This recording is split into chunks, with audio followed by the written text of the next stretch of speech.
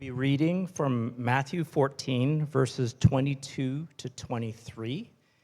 And in the Pew Bible, it's on page 796. Matthew 14, 22.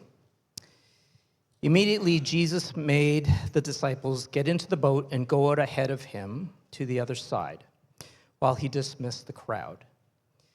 After he had dismissed them, he went up to the mountainside by himself to pray. Later that night, he was alone, and the boat was already a considerable distance from the land, buffeted by the waves because the wind was against it. Shortly after dawn, Jesus went out to them, walked onto the lake, and when the disciples saw him walking on the lake, they were terrified. "It's a ghost," they said, and cried out in fear. But Jesus immediately said to them, "Take courage, it is I. Don't be afraid." "Lord, if it's you," Peter replied, "tell me to come to you on the water." "Come," he said. Then Peter got down out of the boat, walked on the water, and came towards Jesus. But when he saw the wind, he was afraid and began to sink and cried out, "Lord, save me." Immediately, Jesus reached out his hand and caught him. "You of little faith," he said, "why did you doubt?"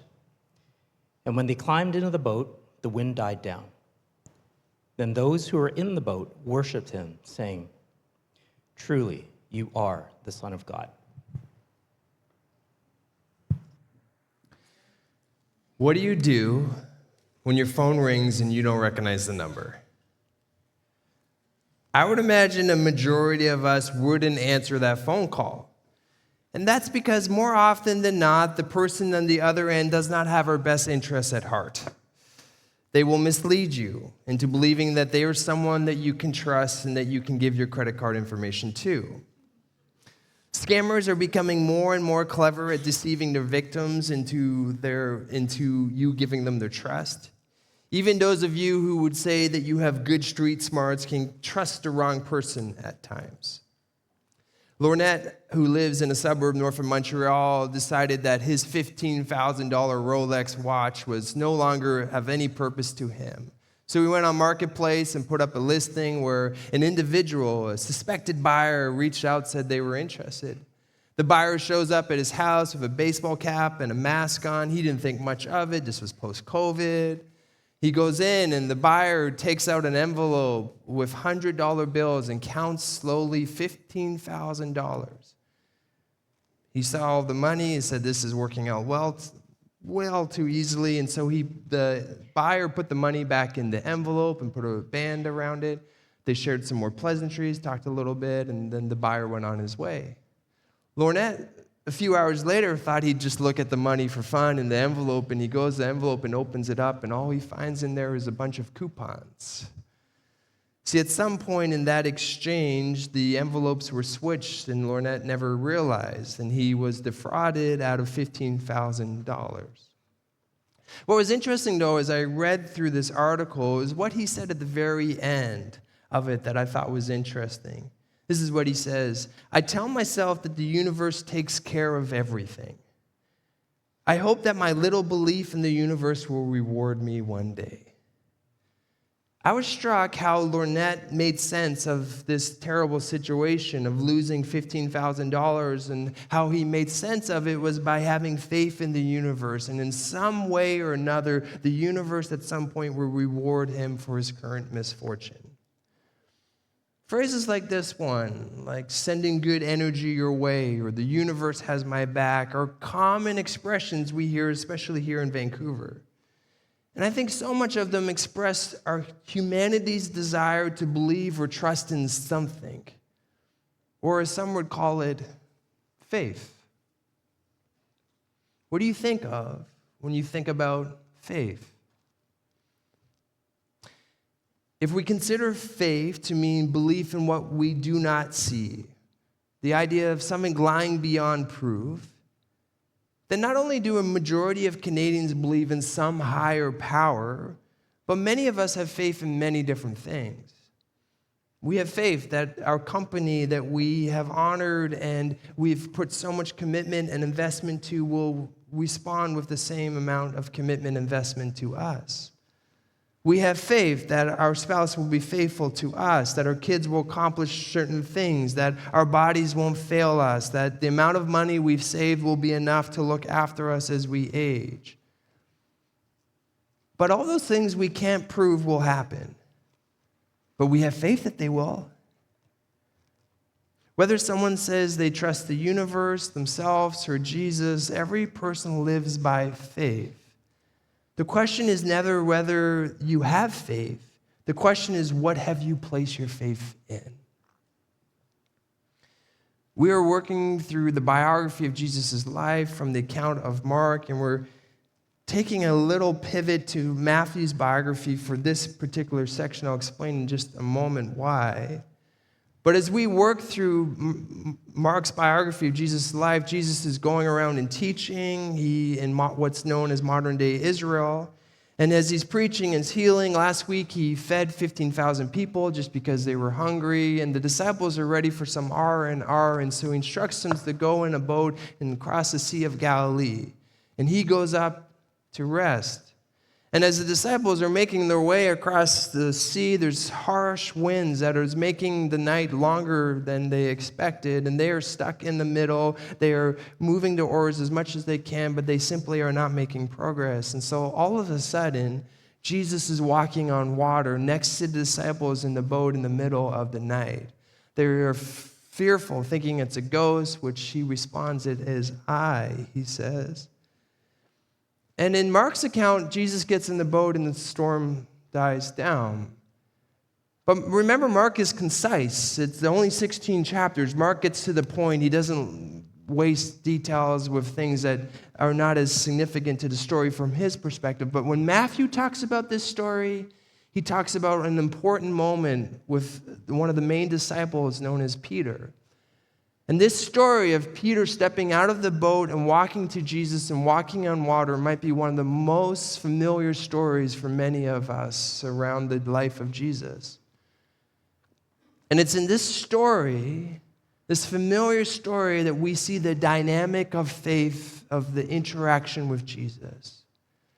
And once again, we hear Jesus speaking and focusing on the theme of faith. When Peter steps out and starts walking and then notices the storms and he begins to sink, and he says, "Lord, save me," Jesus does, but his response to Peter is, "You have little faith." See, faith seems to be a common theme that comes up over and over again for Jesus. This is not the first time nor the last time which he'll speak about the dynamic of who he is and the dynamic of having faith in him.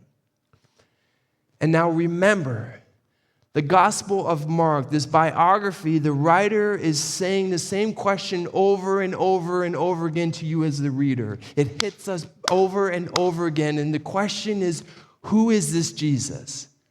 It's a fundamental question that the writer is wanting you to address, but Mark now begins to ask the inevitable following question from that, and is, what does it mean to have faith in this Jesus? In other words, we can't simply ask who Jesus is without asking more about the invitation in which Jesus presents to us. Faith. What does it mean to have faith in Jesus? It is a common theme in the narrative of Jesus' life. It's a common theme you hear in places just like this one. However, it's in my experience the term of faith is often misunderstood. Although it is central to our understanding of who Jesus is, and it's vital, it must be therefore vital for us to clarify, what does it mean? How do we understand the term faith, which is articulated so often in Christian environments just like this one? What does it exactly mean to have faith in Jesus? It is that question that we as a community will unpack. We'll look at the definition of faith, and by looking at the term by 4 different dimensions of faith. And by doing so, my hope is to give us a more comprehensive, more nuanced understanding of this all too common term. What does it mean to have faith in Jesus? So we're going to do that in 4 parts as we work through this understanding what faith means. First part, our faith, specifically faith in Jesus, has an object. See, everyone has a level of faith in something in life. However, faith in Jesus is a little bit different. The kind of faith in which Jesus is inviting us to is not about clencing our fists and believing with our willpower. You don't have faith in faith. You have faith in Jesus Christ. Now, that might sound like semantics, but the difference is significant. It's about the object of our faith, not the quality of our faith. We don't focus on trying to muster up faith. We focus on the object of what our faith is in. Faith is not this psychological certainty. It's about a person called Jesus. Let me give you an illustration to help cement this idea. Imagine there are 2 people standing on ice, and one of them is standing on 3 inches of ice, and the other is standing on a foot of ice. However, the person who's standing on the 3 inches of ice is confident. They're certain that the ice will hold them. They have so much faith. Whereas the person who is on the foot of ice is unsure, is scared, have so many doubts, and they think they're going to fall through. Who is more likely to fall through the ice? The person with more faith or the person with less faith? See, it's based on how reliable the ground is that they're standing on. It's based on what they have faith in, not the quality of their faith. Pete Greig, he says it this way: don't focus on faith, focus on God. It's as you spend time focusing on his greatness, remembering his kindness, and rejoicing in his faithfulness that your faith quotient will rise. Oh, the more you see Jesus, the more you will trust him, because he's the most reliable, loving, and powerful person you will ever meet. To have faith is fundamentally to trust someone. We don't have faith for faith's sake. Mark's consistent invitation that he's presenting to you and to I is that Jesus is the kind of person, is the one that you can trust. So when I meet people who are exploring faith, and I get to meet people all the time who are at different parts of their journey, and especially individuals that are new to the idea and the person of Jesus, I always tell them to start with Jesus. Because as they come into a faith tradition like this, they have so many questions. Good questions, honest questions. There's a lot of confusion and there's complexities and not everything makes sense. And all those things are really good and natural. But I say for the starting place is to start with the person of Jesus. It's central to our faith. It's the primary question you need to ask: is Jesus trustworthy? Because all the other questions are not as significant as that fundamental and primary question. And as Pete Greig says, we can trust Jesus because he has proven himself trustworthy. John Stott is one of the greatest theologians of the 20th century. He spent his life studying world religions and the differences between them. And he says this, what makes Jesus different from the rest. Quote, "I could never myself believe in God if it were not for the cross. The only God I believe in is the one Nietzsche ridiculed as God on the cross. See, in the real world of pain, how could one worship a God who is immune to it? I have entered many Buddhist temples in different Asian countries and stood respectfully before the statue of the Buddha, his legs crossed, arms folded, eyes closed, the ghost of a smile playing around his mouth. A remote look on his face, detached from the agonies of the world.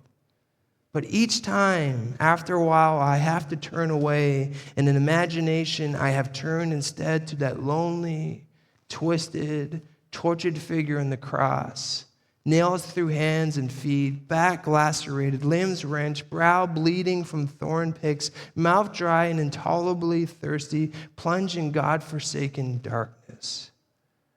That is the God for me. He laid aside his immunity to pain. He entered our world of flesh and blood, tears and death. He suffered for us. Oh, our sufferings become more manageable in the light of his. Faith is trusting Jesus because he has proven himself trustworthy.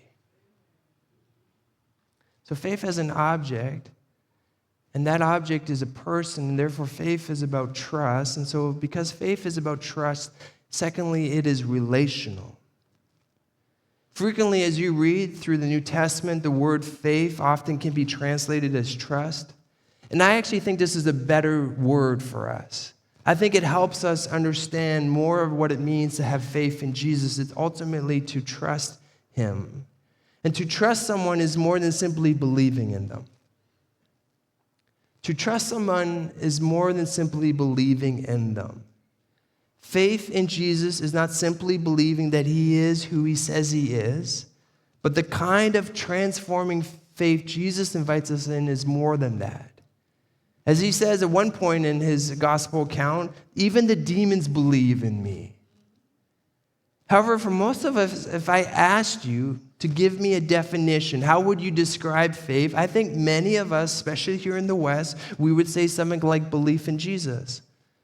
What does it mean to have faith? It means I believe in Jesus. But faith in Jesus is not simply pure belief in God. To trust Jesus is not simply to align with a series of theological positions, it is to have a relationship with him.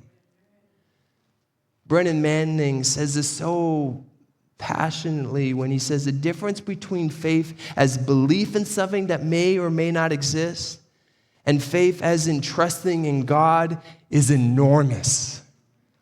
The difference between simply believing God may or may not exist and then trusting in God, those two things are completely different. So when we speak of trust, we're thinking in relational terms. To say to have faith in Jesus, to trust Jesus, the idea is there's relational terms. To trust someone is to have a relationship with them. The story of Peter demonstrates this. Jesus identifies himself on the water, and because Peter knew who Jesus was, because Peter had a relationship with him, he responds by taking a step of trust out of the boat. Trusting Jesus is not simply a scientific process, it is a relational one. It's looking at the person of Jesus and determining whether you can trust them, and the confidence that comes from how earnest our faith is or how watertight our theological positions are, or this or that, it comes from the person of Jesus. It is looking at the person of Jesus in which we understand the dynamics of faith and the invitation he sets us for. Therefore, to have faith into Jesus is to trust him, which is way more vulnerable than simply believing in him. And trust, by its very nature, is relational. Therefore, faith in Jesus is relational. The invitation is to have a relationship, not just simply believe in him. So faith is about trust, and trust is relational. And because trust is relational, number 3, it involves your whole self, involves the whole person. Every relationship you have has dimensions. You know someone at many different dimensions, mentally, emotionally, physically, and so on. And to have a relationship with someone means to trust them with your whole self. Trust involves our whole being. That means faith is not some blind trust. A common misunderstanding of faith is that in some form or another, it's this sort of blind leap that we ignore all the evidence and rationale and just simply have faith. Sometimes some of you have heard explanations like this. You have real questions and concerns, and challenges and doubt. And some good meaning Christian just tells you to simply to have more faith. Meaning faith is somehow this compartmentalized part of you that you can't bring your whole self into. It's separate. But faith doesn't mean hoping in what isn't true. It means certainty in what you can't see. Larry Osborne says it this way: faith can't turn a falsehood into truth. Rightly understood, it's not blind belief in the unbelievable. It's rational belief based on the preponderance of evidence. If we trust God and the Bible enough to do what they say, it should be because we've put them to the test and found them to be trustworthy. Anything else is mere credulity. We don't simply trust Jesus spiritually or emotionally, but also intellectually. Trusting Jesus must involve our whole self, including our mind. What this means is that compelling evidence should boost our faith. When we experience and discover, it should change our faith quotient. Through my 25 years of following Jesus in my life, I've experienced historical, existential, and experiential evidence that has deepened my trust in Jesus. My trust in Jesus involves my whole being, not just some spiritual aspect, but my whole self. We come into places like this, not leaving our mind at the door, but bringing our whole selves into it. Some of you just learned earlier this year that you can trust Jesus with your emotions. That was new information for you.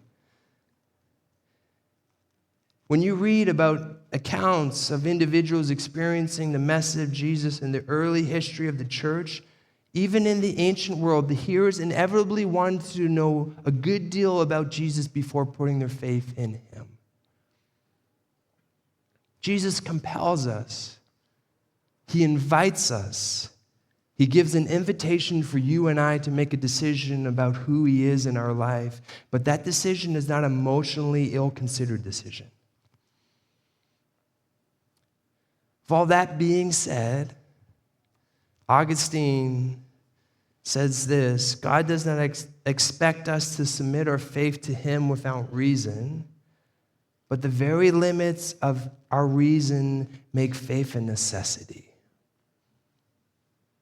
There is a limit to our ability to rationalize through life. If you don't think there is, you just simply have not lived long enough.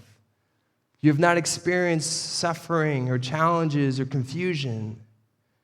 There are moments when all of us simply have to take a step of faith in life. Probably the best way to describe this is to liken it to marriage. Is roughly, 15 years ago or so that Amy and I were dating. And as we were dating, we were very intentional about the process. And we're dating with the idea of marriage. But as you date a potential partner, there's questions that you ask. At that stage of discerning, there's much you can and you should do in determining whether you are compatible with this other person, whether you are to spend the rest of their lives through. I sit down with individuals all the time who are in that wrestle, who are asking those questions, and I think you should. The person you spend the rest of your life in will be one of the biggest decisions you make in your life, will have so many implications of how you live. You should not make that decision lightly. You should ask the questions, you should go through the books, you should read, you should do all of those things. However, you can do all the steps, and some of you have done all the steps. Good for you. You can do all the steps, but there is no scientific formula that can determine if you will be happily married to this person in 60 years. No matter what they even say in their vows on their wedding day, I'm 100%, there's not a shadow of a doubt. We say those things.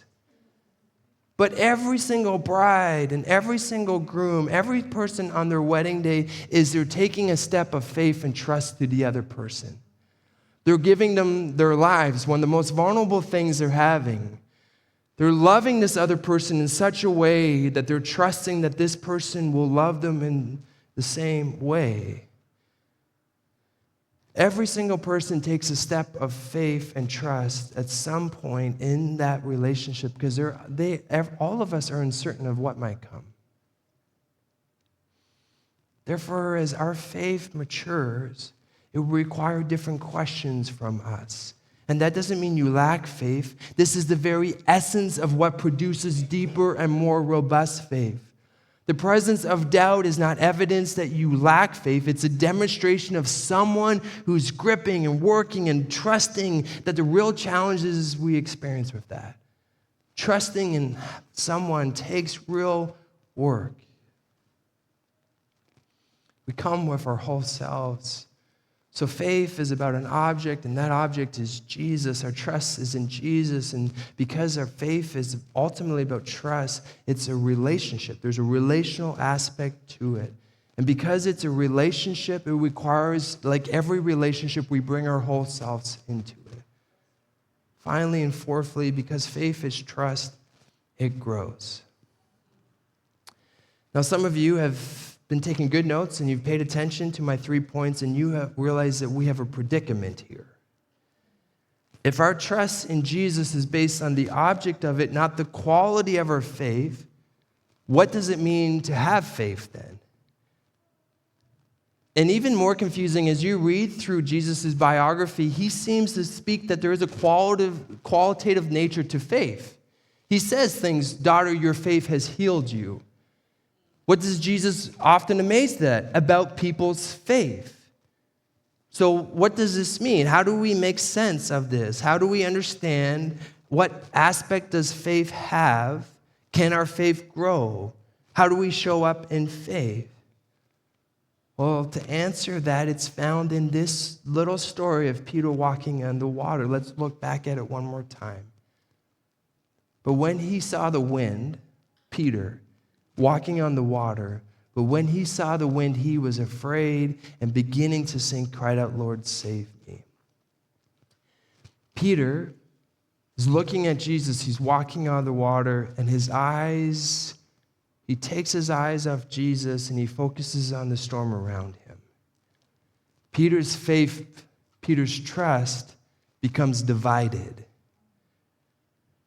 Jesus' response here, the NIV says, "You have little faith," but probably a better translation is, "Where did your faith go?" Peter, what are you trusting right now? See, Peter doesn't stop believing Jesus exists. Peter doesn't stop believing Jesus is powerful. His trust shifts from Jesus to the storm. It's not the strength of your faith, but the object of your faith that actually saves you. Peter lost focus of Jesus and his faith became divided. He lost the source of where his salvation comes from. Nevertheless, and at the same time, do you see that Peter has agency in this story? Peter has a part to play. In other words, faith takes action. Peter had to get out of the boat. 11 other disciples didn't get out of the boat. They all saw Jesus. Jesus identified himself, and the rest were like, "We're going to stay right here." Peter's like, "Lord, if you call me, I will come." Peter steps out of the boat. He takes some steps. See, Peter has agency in this story. There's a part that he plays, although his part is not what saves him, but yet he has to take a step towards Jesus. John Stott again says it rightly when he says, "Grace demonstrates how we're justified. What Jesus has done is what makes us justified, and that's all of God's doing. But faith is our act of receiving it. Putting our trust in Jesus is how we respond to what Jesus has done for you and I. We respond with trust and faith. And these are two sides of the same coin. They're not opposed to one another. So how do you and I, how do we grow in faith? Well, we grow by continually focusing not on our faith, but on the object of our faith. If you come into church and you think through all the ways that you're lacking faith, you're missing the whole point. If you show up to church thinking all the ways that you need to do better and perform better and be a better Christian, whatever that is, you're missing the point of what the gospel message is. But if you come in church and you hear about the good news of Jesus and you fix your eyes on Jesus once again, you are following the rhythm in which Peter has set for us. We grow by continually focusing on the object of faith, by spending more time with Jesus to continue seeing and experiencing that he is trustworthy. Peter grew in trust with experience. Peter took steps, and that experience grew his confidence. When he calls out for the Lord to save him, Jesus didn't just watch him drown. You should have taken 3 more steps. Jesus saves him. And our faith grows by practicing trust. It's a practice. It takes work. To trust Jesus is not something we simply drift into. John Mark Comer describes faith in a beautiful way when he says this: to have faith in something is simply to live as if it's true. It means to put your trust in something or someone and remain loyal to it. Trust is to live as if it is true. I'm going to invite the keys to come back, and I want to close with this. A few weeks ago, we had our 3-for-1 here at Forest City. A couple times a year, we invite 3 people from our community to come up and share for 10 or 12 minutes. And one of those communicators, her name was Carol, and she did such a beautiful job of articulating, expressing her desire in life since she was a young girl to become a doctor. And everything she did in such a way that she would control and manage every detail to ensure that that outcome would be a reality. And she discussed how the limit of her ability to manufacture the outcome has come to her realization. She's done everything that she knows in her ability to do. And she asked this question, she's like, how do you know you trust God? It's by when you surrendering something to him. It's by you taking a step that you're not in control of the outcome. It's by giving something up that you so desperately want to happen and trusting Jesus with it. She describes this is part of the trust process.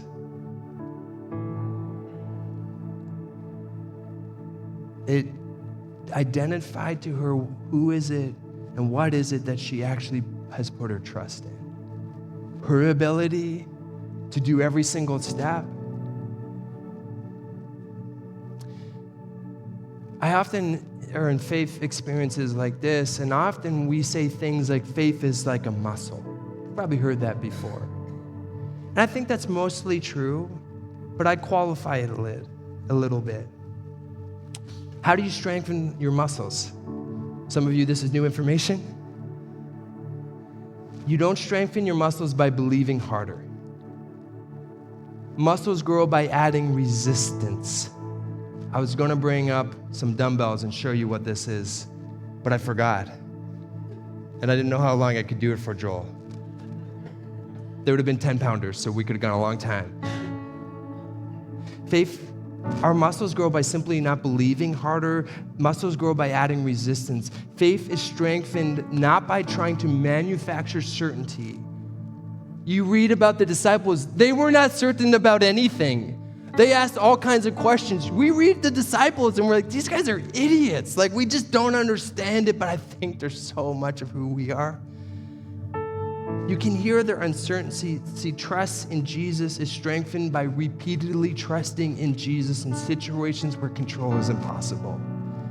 Oh, God, I don't know what to do with this. I'm giving it to you. To trust Jesus is to trust him with the things that we can't make sense of or we don't understand. And the more we do that, the more we give things to him, the more resistance we experience, and we grow that muscle of faith. Not by believing harder, not by reaching some moral perfection, but on a daily rhythm, fixing our eyes on the object of the faith, the one who saves us, the reminder of what we stand on, and not our ability to show up and serve.